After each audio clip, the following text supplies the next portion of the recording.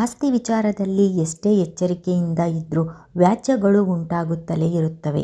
ನಿಮ್ಮ ನಂತರ ನೀವು ಸಂಪಾದಿಸಿದ ಆಸ್ತಿ ಯಾರ ಪಾಲಾಗಬೇಕು? ಕುಟುಂಬದಲ್ಲಿ ಆಸ್ತಿ ವಿವಾದಗಳು ಹಾಗೂ ಕೋರ್ಟ್ ಮೆಟ್ಟಿಲೇರೋದನ್ನು ತಪ್ಪಿಸಲು ಈ ಪ್ರಮುಖ ದಾಖಲೆ ಅತ್ಯಗತ್ಯವಾಗಿದೆ. ಅದು ಏನು ಎಂದು ತಿಳಿಯೋಣ. ಮೊದಲನೇ ಸಾರಿ ನನ್ನ ಚಾನಲ್ ನೋಡ್ತಾ ಇದ್ರೆ ಸಬ್ಸ್ಕ್ರೈಬ್ ಮಾಡ್ಕೊಳ್ಳಿ. ದಯವಿಟ್ಟು ವಿಡಿಯೋವನ್ನು ಕೊನೆಯವರೆಗೂ ನೋಡಿ. ಆಸ್ತಿ ವಿಚಾರ ಅಂತ ಬಂದರೆ ಅಣ್ಣ ತಮ್ಮ ಅಕ್ಕ ತಂಗಿಯರ ನಡುವೆ ಮಾರಾಮಾರಿಯೇ ನಡೆದು ಹೋಗಿರೋ ಉದಾಹರಣೆಗಳು ಇದೆ. ಭಾರತದಲ್ಲಿ ಮನೆ, ಭೂಮಿ, ನಗದು, ವ್ಯಾಪಾರ, ಉದ್ಯಮಗಳು ಅಥವಾ ಇತರ ಹೂಡಿಕೆಗಳ ಕುರಿತಾದ ಭಿನ್ನಾಭಿಪ್ರಾಯಗಳು ಕುಟುಂಬಗಳ ನಡುವಿನ ಕಿತ್ತಾಟಕ್ಕೆ ಕಾರಣವಾಗ್ತಿದೆ. ಕೆಲವೊಮ್ಮೆ ಈ ವಿವಾದಗಳು ವರ್ಷಗಳ ಕಾಲ ಕೋರ್ಟ್ಗೆ ಅಲೆಯುವಂತೆ ಮಾಡುತ್ತೆ, ಕುಟುಂಬಗಳನ್ನೇ ಬೇರೆ ಮಾಡಿಬಿಡುತ್ತೆ. ಹೀಗಾಗಿ ವ್ಯಕ್ತಿ ತನ್ನ ಆಸ್ತಿ ಬಗ್ಗೆ ಸರಿಯಾದ ಸಮಯದಲ್ಲಿ ಸೂಕ್ತ ನಿರ್ಧಾರ ತೆಗೆದುಕೊಳ್ಳುವುದು ಕೂಡ ತುಂಬ ಮುಖ್ಯವಾಗಿದೆ. ಹೆಚ್ಚಿನ ಸಂದರ್ಭಗಳಲ್ಲಿ ಕೌಟುಂಬಿಕ ಘರ್ಷಣೆಗೆ ಕಾರಣವಾಗುವುದು ದುರಾಸೆಯಲ್ಲ, ಮಾಲೀಕರ ಮರಣದ ನಂತರ ಅವರ ಇಚ್ಛೆಗಳ ಬಗ್ಗೆ ಸ್ಪಷ್ಟವಾಗಿ ಮಾಹಿತಿ ಇಲ್ಲದೇ ಇರೋದು ಅಥವಾ ಅಗತ್ಯ ದಾಖಲೆಗಳು ಇಲ್ಲದೇ ಇರುವುದು. ಈ ಗೊಂದಲಕ್ಕೆ ಬ್ರೇಕ್ ಹಾಕಲು ಕಾನೂನುಬದ್ಧವಾಗಿ ಮಾನ್ಯವಾದ ಇಚ್ಛೆಯನ್ನು ಹೊಂದಿರುವುದು ಎಂದರೆ ನಿಮ್ಮ ಮರಣದ ನಂತರ ನಿಮ್ಮ ಸ್ವತ್ತುಗಳು ಯಾರಿಗೆ ಹೋಗುತ್ತವೆ ಎಂಬುದು ಸ್ಪಷ್ಟವಾಗಿ ದಾಖಲಿಸಿ ಬಿಡಬೇಕು.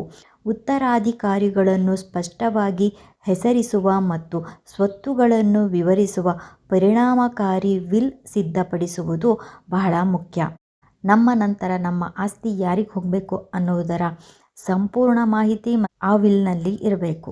ಆದ್ದರಿಂದ ಕುಟುಂಬದಲ್ಲಿ ಮದುವೆ, ಮಗುವಿನ ಜನನ, ವಿಚ್ಛೇದನ ಅಥವಾ ನಾಮಿನಿಯ ಮರಣದಂತಹ ಪ್ರಮುಖ ಬದಲಾವಣೆಗಳು ಸಂಭವಿಸಿದಾಗ ನಾಮಿನಿಯನ್ನು ತಕ್ಷಣವೇ ಬದಲಾಯಿಸುವುದು ಅವಶ್ಯಕ.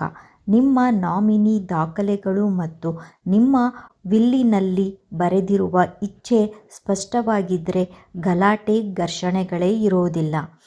ಅಂದರೆ ನೀವು ಮದುವೆಯಾದಾಗ ಮತ್ತು ಮಗುವಿನ ಜನನವಾದಾಗ ಅಥವಾ ವಿಚ್ಛೇದನವಾದಾಗ ಮತ್ತು ನೀವು ಮಾಡಿರುವಂತಹ ವಿಲ್ನಲ್ಲಿರೋ ನಾಮಿನಿಯ ಮರಣವಾದಾಗ ನೀವು ಮೊದಲೇ ಮಾಡಿರುವಂತಹ ವಿಲ್ನ ನಾಮಿನಿಯ ಹೆಸರನ್ನು ಬದಲಾಯಿಸಬೇಕಾಗತ್ತೆ. ಇದನ್ನು ನೀವು ಅದೇ ತಕ್ಷಣವೇ ಮಾಡಿಸಿದ್ರೆ ಮುಂದೆ ನಿಮಗೆ ಯಾವುದೇ ಸಮಸ್ಯೆ ಉಂಟಾಗೋದಿಲ್ಲ. ನಿಮ್ಮ ನಂತರ ಆ ಆಸ್ತಿ ಯಾರಿಗೆ ಸೇರಬೇಕೋ ಅದು ಅವರಿಗೆ ಸೇರುತ್ತೆ. ಈ ಬದಲಾವಣೆಗಳನ್ನು ನೀವು ತಕ್ಷಣವೇ ಮಾಡಬೇಕು. ಮತ್ತೊಂದು ಪ್ರಮುಖ ಸಮಸ್ಯೆ ಎಂದರೆ ಕುಟುಂಬ ಸದಸ್ಯರಿಗೆ ತಮ್ಮ ಆಸ್ತಿಗಳ ಬಗ್ಗೆ ಸಂಪೂರ್ಣ ತಿಳುವಳಿಕೆ ಇಲ್ಲದಿರುವುದು. ಬ್ಯಾಂಕ್ ಖಾತೆಗಳು, ಸ್ಥಿರ ಠೇವಣಿಗಳು, ಮ್ಯೂಚುವಲ್ ಫಂಡ್ಗಳು, ಷೇರುಗಳು, ಡಿಜಿಟಲ್ ಆಸ್ತಿಗಳ ವಿವರಗಳು ಮಾಲೀಕರಿಗೆ ಮಾತ್ರ ಸೀಮಿತವಾಗಿದ್ದರೆ ಅವರ ಮರಣದ ನಂತರ ವಾರಸುದಾರರು ಅವುಗಳನ್ನು ಪತ್ತೆ ಹಚ್ಚುವುದು ಕಷ್ಟಕರವಾಗುತ್ತದೆ. ಅದಕ್ಕಾಗಿಯೇ ನೀವು ಇದರ ಎಲ್ಲ ಸಂಪೂರ್ಣ ಮಾಹಿತಿಯನ್ನು ಒಂದು ವಿಲ್ ಮಾಡಿಸಿ ಮತ್ತು ಅದನ್ನು ಯಾರಿಗೆ ಸೇರಬೇಕು ಎನ್ನುವುದರ ಸ್ಪಷ್ಟ ಮಾಹಿತಿ ಇರಬೇಕು. ಇದರಿಂದ ಕುಟುಂಬದಲ್ಲಿ ಯಾವುದೇ ಘರ್ಷಣೆ, ಗಲಾಟೆಗಳು ಉಂಟಾಗುವುದಿಲ್ಲ. ಈ ಮಾಹಿತಿ ನಿಮಗೆ ಇಷ್ಟವಾಗಿದ್ದರೆ ಲೈಕ್ ಮಾಡಿ, ಸಬ್ಸ್ಕ್ರೈಬ್ ಮಾಡಿ ಹಾಗೂ ಬೆಲ್ ಬಟನ್ ಕ್ಲಿಕ್ ಮಾಡಿ. ನೋಡಿದ್ದಕ್ಕೆ ಧನ್ಯವಾದಗಳು.